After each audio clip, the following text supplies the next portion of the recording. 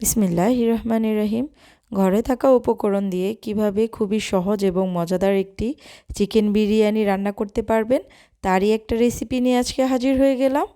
তো চলুন রেসিপিটি তৈরি করতে আমার যা যা লাগছে দেখে নিই। তো এইখানে আমি নিয়ে নিয়েছি কালো গোলমরিচ, লং, জিরা, সাদা এলাচ, একটুখানি জয়ত্রী, তারপর নিয়ে নিয়েছি কয়টা দারচিনি, এরপর নিয়ে নিয়েছি একটা কালো এলাচ, একটা স্টার অ্যানিস আমি একটুখানি ভেঙে নিয়ে নিয়েছি, আর নিয়ে নিয়েছি একটা জয়ফলকে ভেঙে অর্ধেকটা আমি নিয়ে নিয়েছি। এখন সবগুলোকে ভালোভাবে আমি গুঁড়ো করে নিয়েছি। এখন চুলায় একটি প্যান বসিয়ে দিয়ে দিচ্ছি সরিষার তেল।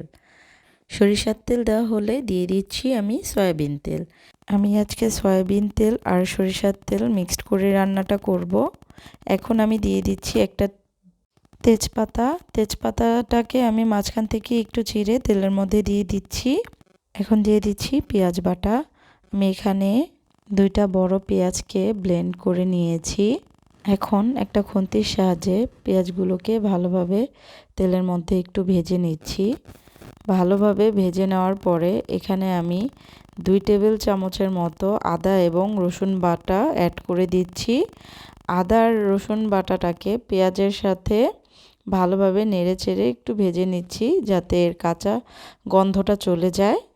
পেঁয়াজটা ভেজে নেওয়ার পরে এখন দিয়ে দিচ্ছি 1 টেবিল চামচের মতো ধনিয়ার গুঁড়া, 1 টেবিল চামচ জিরার গুঁড়া, আর 1/2 টেবিল চামচ লাল মরিচের গুঁড়া।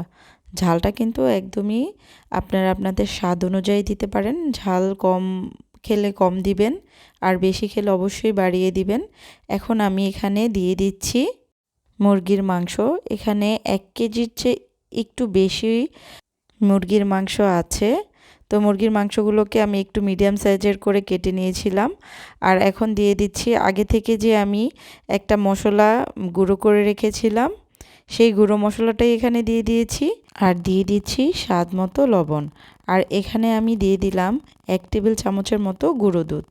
আপনারা এটা চাইলে দিতেও পারেন, নাও দিতে পারেন, তবে গুঁড়ো দুধটা দিলে কিন্তু বিরিয়ানির স্বাদটা অনেকাংশেই কিন্তু বেড়ে যায়। তো আপনারা পারলে অবশ্যই গুঁড়ো দুধটা এখানে অ্যাড করার চেষ্টা করবেন। আমি চিকেনগুলোকে ভালোভাবে নেড়েচেড়ে এখানে দিয়ে দিচ্ছি 1 টেবিল চামচের মতো টক দই এবং 1 টেবিল চামচ কেচাপ। কেচাপটা অবশ্যই দিবেন। কেচাপটা দিলে বিরিয়ানির কালারটা খুব সুন্দর হয়, আর স্বাদটাও কিন্তু খুব ভালো আসে। তাই অবশ্যই কেচাপটা দিবেন। এখন সবগুলো উপকরণ আমি ভালোভাবে নেড়ে চেড়ে মিশিয়ে নিচ্ছি। এখন ঢাকনা দিয়ে আমি ঢেকে দিব। তো এখন আমি 10 থেকে 15 মিনিট পর আমি ঢাকনাটা তুলে নিয়েছি। দেখতেই পাচ্ছেন মাংসটা থেকে কি পরিমাণ পানি উঠেছে। আমি কিন্তু এক্সট্রাভাবে কোনো পানি অ্যাড করিনি। এই মাংসটা থেকে যে পানিটা উঠেছে এটা দিয়েই আমি চিকেনটাকে সিদ্ধ করে নিব।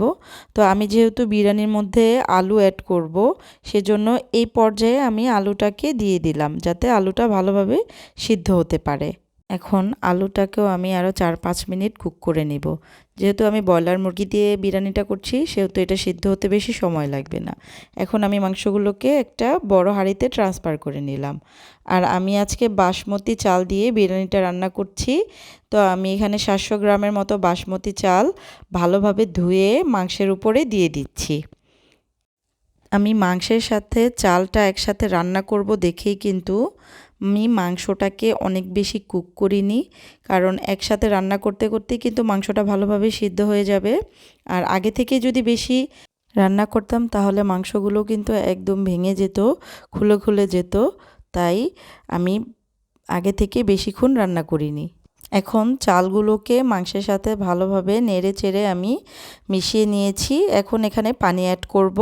আমি যেহেতু 3.5 কাপের মতো চাল নিয়েছি, তো সেই হিসাব করলে আমার এখানে 7 কাপের মতো পানি দিতে হবে। কিন্তু আমি এখানে 5 কাপের মতো পানি দিচ্ছি, কারণ মাংসের মধ্যে যথেষ্ট পরিমাণ পানি ছিল, আর আমি চাল এবং মাংস একসাথে যেহেতু কুক করছি, তাই আমি এখানে 2 কাপ পানি কম দিলাম। এখন দিয়ে দিচ্ছি কয়েকটা কাঁচামরিচ, আর দিয়ে দিচ্ছি 1 পিস ফ্রেশ লেবুর রস।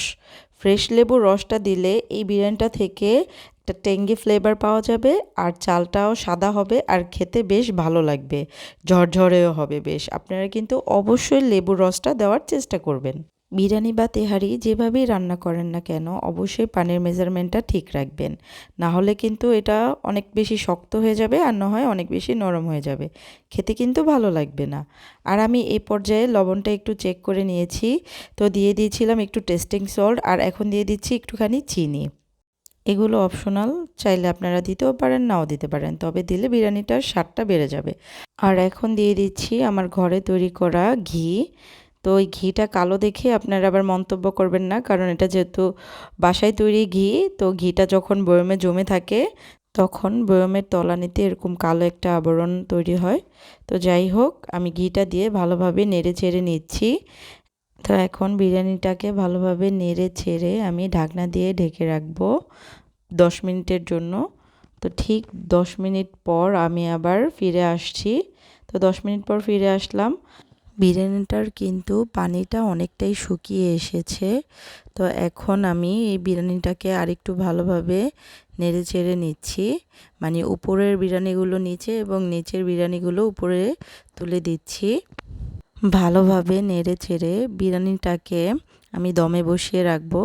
এখন চুলার আঁচটা আমি মিডিয়াম টু লোতে রাখবো এবং দমে বসিয়ে রাখবো। তো দেখতেই পাচ্ছেন আলুটাও কিন্তু খুব ভালোভাবে সিদ্ধ হয়ে গিয়েছে। তো এখন আমি 25 মিনিটের জন্য বিরিয়ানিটাকে দমে বসিয়ে রাখবো।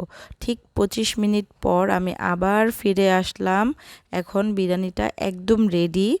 তো আমি ভালোভাবে দেখতেই পাচ্ছেন নেড়ে চেড়ে নিচ্ছি। মাংস এবং আলু সব কিছু একদম পারফেক্টলি কুক হয়েছে আর বিরিয়ানির চালটা একদম সুন্দরভাবে ফুটে ঝরঝরে হয়েছে। তো বিরিয়ানিটাকে আমি সার্ভ করে নিয়েছি।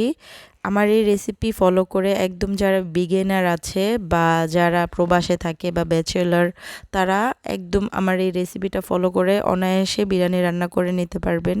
আর এই বিরিয়ানিটা ঘরে থাকা অল্প উপকরণ দিয়েই বানিয়ে নেওয়া যায়, তাই এটা যখন তখন আপনারা বানিয়ে ফেলতে পারবেন। আর যদি এই রেসিপিটা আপনাদের কাছে ভালো লাগে অবশ্যই আমার সঙ্গেই থাকবেন। ধন্যবাদ।